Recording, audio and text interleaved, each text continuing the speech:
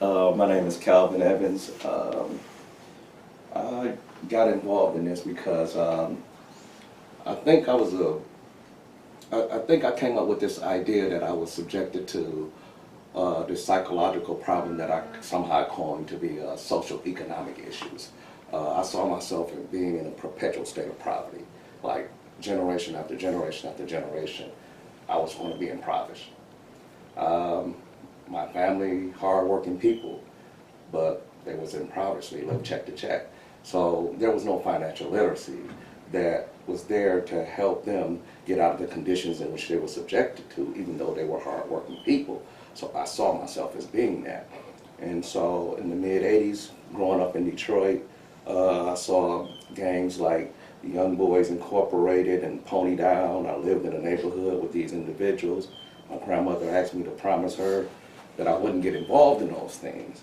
And so going to school, trying to focus on educating myself was a thing. It was like a ploy, if you will. I was trying to do it to be what my grandmother thought of me. I was the oldest child, I was the oldest grandchild. And so I wasn't necessarily receiving the information, but I believed in my grandmother.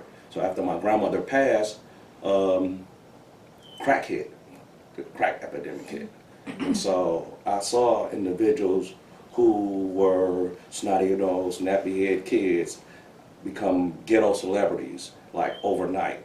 So it was like one day you was snotty-nosed, nappy-head, causing all the trouble in the neighborhood to driving a 190 Benz, and that was just like amazing. Like, whoa, how did you do that? And so I remember one of my friends who actually done that. And he was like, man, he was an educated individual. He graduated from Cooley High School, and so he began to sell drugs. And so I kind of looked up to him because he was an individual who graduated, and I didn't graduate. I got kicked out of all Detroit public schools. I transferred from Chassis, went to Cooley. I got kicked out of Cooley because I was skipping school, and I wouldn't tell him who bag I had. I had my friend briefcase, and I wouldn't tell them. I just had to go get the briefcase because I had it. I left it in the hallway. I wouldn't tell. They kicked me out because I wouldn't tell. Sent me to Henry Ford. Went to Henry Ford. The individuals that I was hanging around, they were kind of like what the football players would be. Like everybody like look at the football team as the big horizon school, but they looked at the people who I hang around as a big horizon school. Even the football players did. So like they considered us a gang. They kicked me out of Henry Ford. I didn't do anything wrong. They kicked me out. And so I went to Redford, and Redford kicked me out a week later. And my mother came up there, why are you kicking him out? They said the same thing Ford kicked him out for. So I'm like, okay, this is all going wrong. So I got a job at Chi-Chi's. That was my first job. And I was kicked out of all Detroit public schools for a whole year. And I just worked all day long. And I was the best dishwasher, like I can wash dishes. Like that's my claim to fame. And so what happened was my friend, he came to me and he was like, man, you got to get your education. You got to go to adult ed. So I went to adult ed, I got my education, because in my mind I wanted to be the first person in my family to get a college degree. That's all I wanted. That's what I was striving for. So I got my adult education, I got my GED.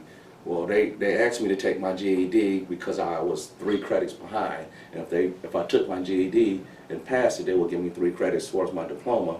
I would have to go to summer school. I'm like, I'm not going to summer school. So, however, from all that, I actually got my GED. I began to attend Lewis College of Business.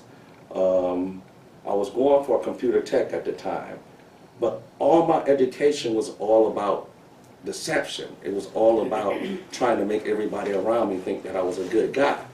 And I was, but like, I didn't want to be what my grandmother and my grandfathers and my uncles and my mother were, poor, you know. And so I sat my mother and my 2 brothers down, and I was like, I'm about to sell dope. And my mother's like, don't do it. I was like, I only want to make $75,000. She was like, the more money you make, the more money you're gonna want to make. And I was like, if I don't do it, my brother's gonna do it. Like, Mom will do it.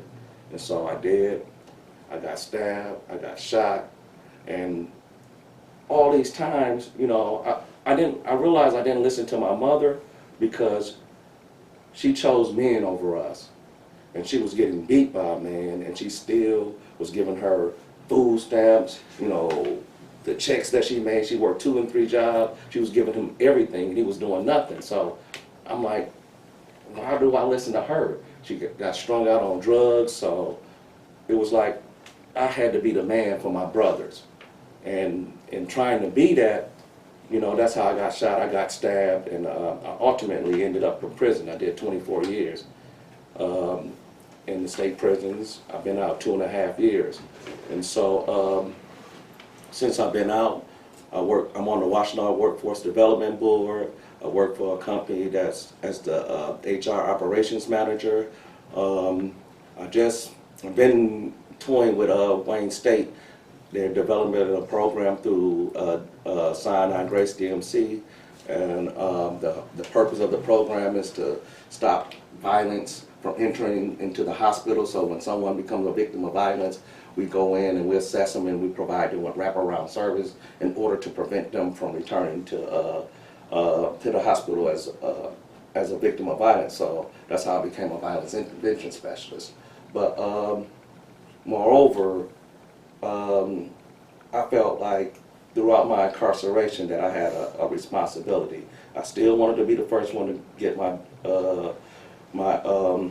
degree, so I got a associate's degree in paralegal studies while they had the while they had Pell Grants in the prison system, and that made me proud. And so after I got my associate's degree, they were transferring me from prison to prison.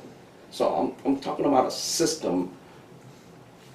systematic problem, or systems that are failing people like myself, I feel.